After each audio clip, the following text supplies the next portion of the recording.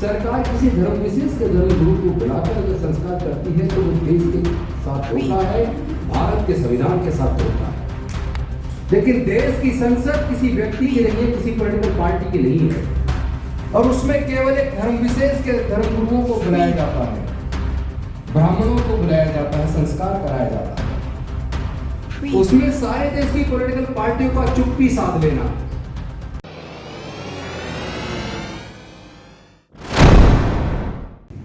भारत एक संप्रभुता संपन्न, समाजवादी, धर्मनिरपेक्ष, प्रजातांत्रिक गणराज्य है।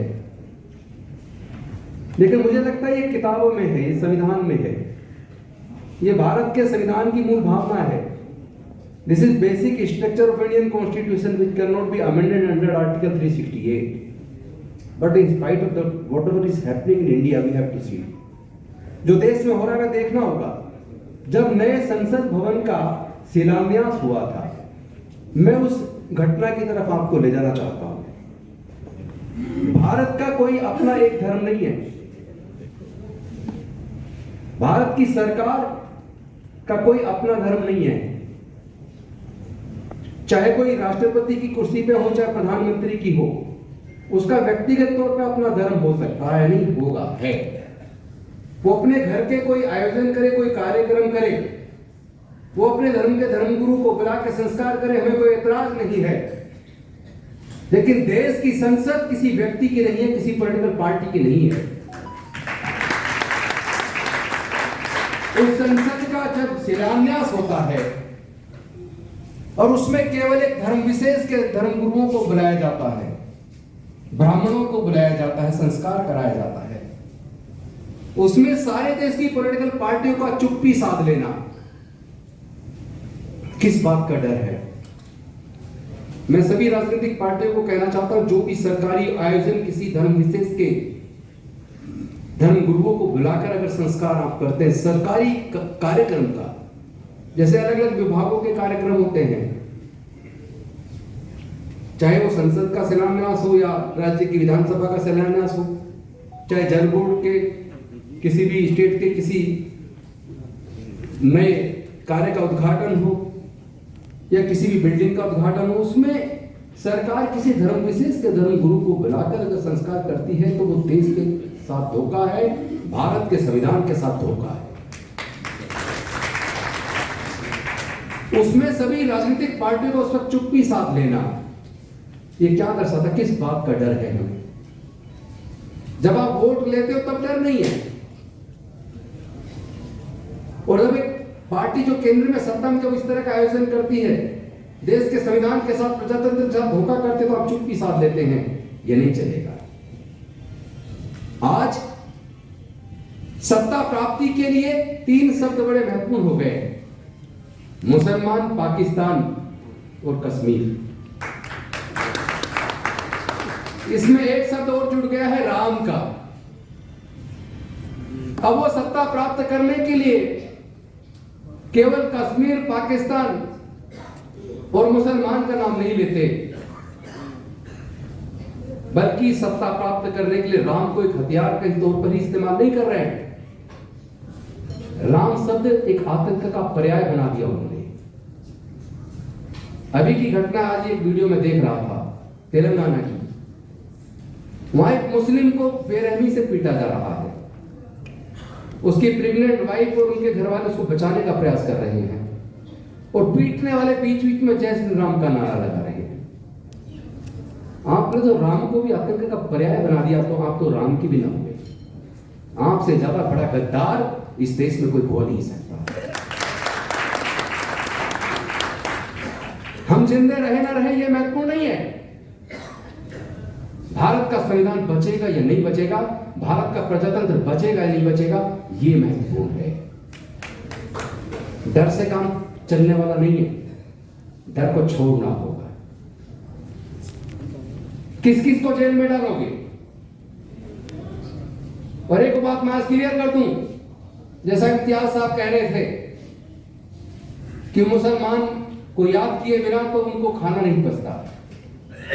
मुसलमान केवल इस्तेमाल किया जा रहा है शब्द। असली खतरा इन्हें मुसलमान से नहीं है, क्योंकि जो सामाजिक व्यवस्था जाति और वर्ण पर आधारित है उसको खतरा मुसलमान से, ईसाई से नहीं है, उसको खतरा अम्बेडकरवाद से है।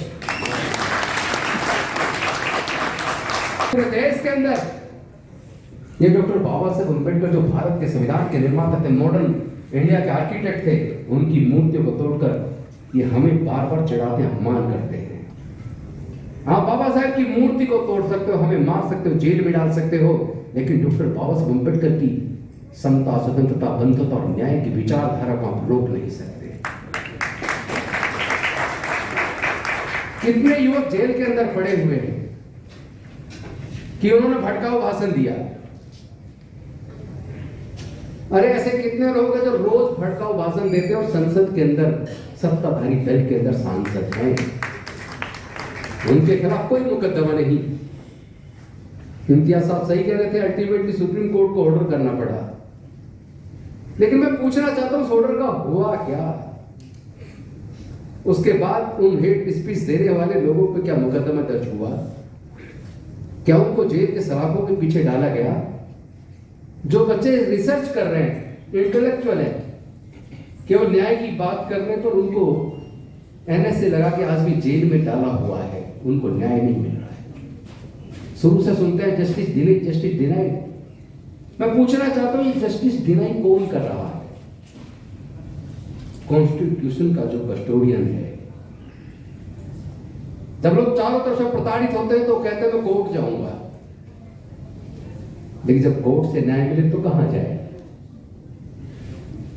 देश की सरकारों को सोचना होगा, कोई अजर अमर नहीं है यहां, न साहब है ना हम हैं,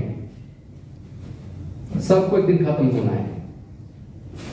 तथागत बुद्ध ने कहा हर चीज अनित्य है, जो चीज आई है उसका खत्म होना तय है। लेकिन कुछ लोग समझते हैं हम सत्ता में आ गए, आजीवन हम ही रहेंगे, हम तो अजर अमर हैं। ये वो अपनी गलतफहमी दूर कर लें। नावा कुमार जी जैसे लोग, हम जैसे लोग, विल्सन साहब जैसे लोग, इम्तियाज साहब जैसे लोग, अब ऐसे लोग भी सांसद और विधायक बनने लगे हैं जो न्याय के लिए लड़ेंगे।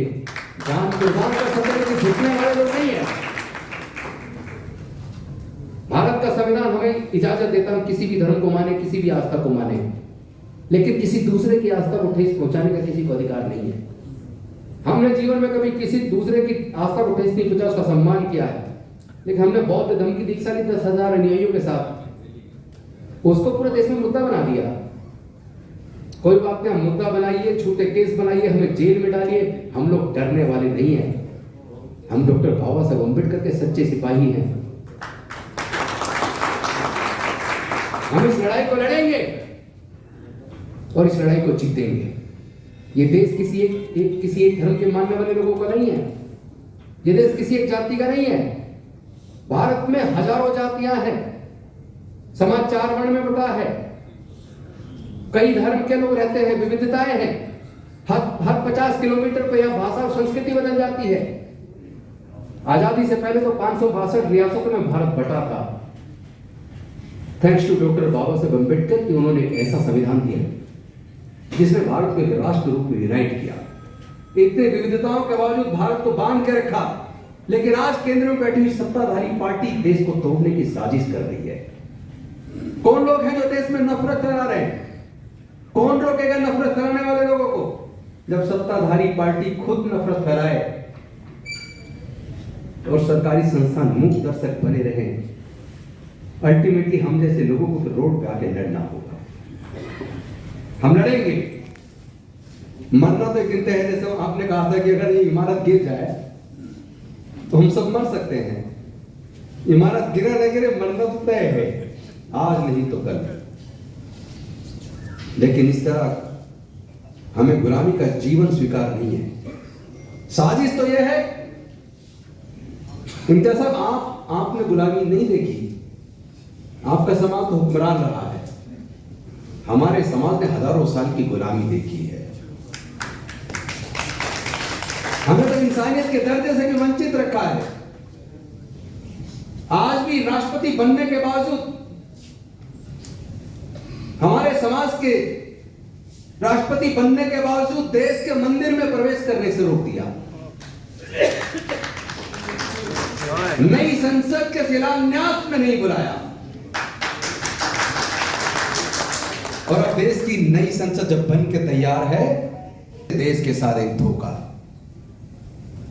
एक तरफ तो वो आदिवासी, ऊपर से महिला, लेकिन जिनके धर्म शास्त्रों में देश की अनुसूचित जाति, जनजाति और महिलाओं के लिए कोई इज्जत ना हो, वहां उपन्यास के लिए बुलाएंगे, ये तो मैं उम्मीद नहीं कर सकता। लेकिन उनको यह एहसास जरूर करा दूं कि आप देश को तोड़ना बंद करो, जाति धर्म के नाम पे बांटना बंद करो। आपकी सारी साजिशें 2024 तक हम उजागर कर देंगे और आपको कामयाब नहीं होंगे। हमने देखो संकल्प लिया है, क्योंकि जब दंगे होते हैं तो दंगों में इस्तेमाल कम पढ़े लिखे लोगों का, खासतौर पर अनुसूचित जाति, जनजाति और पिछड़े वर्ग के लोगों का किया जाता है। जितने धार्मिक जुलूस निकलते हैं, उन जुलूसों में जो लोग तलवारें लहराते हैं, उसमें भी इस्तेमाल अनुसूचित जाति, जनजाति, पिछड़े वर्ग के लोगों का होता है। तो हमने संकल्प किया अपने लोगों को इस अंधविश्वास और पाखंडवाद से बाहर निकालेंगे। अपने लोगों को अब हम इस्तेमाल होने से रोकेंगे, क्योंकि जब दंगे होते हैं तो दंगे में इंसान मरता है, गरीबी मरता है। या तो आदमी मर गया, और अगर उसने किसी को मार दिया तो वो जेल गया, और जेल जाने के बाद उसके माँ बाप घर की प्रॉपर्टी बेच के उसको बचाने के लिए कोर्ट के चक्कर लगाते हैं। आप रिकॉर्ड उठा के देख लीजिए, दंगों में जितने लोग मारे गए या जितने लोग जेल गए, जिनके खिलाफ मुकदमे दर्ज है, मुकदमे चल रहे हैं, उसके अंदर 95% से ज्यादा अनुसूचित जाति, जनजाति, पिछड़े वर्ग के लोग मिलेंगे। हमारा इस्तेमाल करके सत्ता को पाते हो, हमारे इस्तेमाल करके देश के सारे संसाधनों पर कब्जा कर लिया, लेकिन अब हमें ये स्वीकार नहीं है। सवाल मानवता का है, सवाल देश को और देश के संविधान को बचाने का है, संविधान इंसानियत को बचाने का है। जाति धर्म जब नहीं थी तब भी इंसान था। जाति धर्म तो जातियां तो चला के इंसानों ने बनाई हैं, और धर्म की अलग अलग समय पर अलग अलग तरीके से मानवता के कल्याण के लिए उत्पत्ति हुई, लेकिन उसका इस्तेमाल मानवता को खत्म करने के लिए किया जा रहा है, जिसे अब रोकने का समय आ गया है। देश को बचाने के लिए हम सब लोग मिलकर एकजुट होकर, अनुसूचित जाति, जनजाति और पिछड़े वर्ग के और माइनॉरिटी के लोग नहीं, बल्कि दूसरे धर्मों के, दूसरे जातियों के भी लोग, जो लोग मानवता पसंद है, जो भारत से प्यार करते हैं, जो अपने आप को भारतीय कहलाने पे गर्व करते हैं, उन सब लोग को मिलकर एकजुट होकर भारत को बचाने के लिए, भारत के संविधान और प्रजातंत्र को बचाने के लिए एकजुट होकर इस लड़ाई को लड़ना होगा, और 2024 में इस अहंकारी सत्ता को जवाब देना। इन्हीं शब्दों के साथ, क्योंकि आप लंबे समय से बैठे हैं, मुझे पता है लंच का टाइम है, बोलने को बहुत है, लेकिन मुझे लगता है बोलने से जरूरत है, इसीलिए मैं करने में विश्वास करता हूं और अपनी वाणी को यहीं विराम देता हूं। बहुत बहुत धन्यवाद। जय हिंद, जय भारत, जय भारत।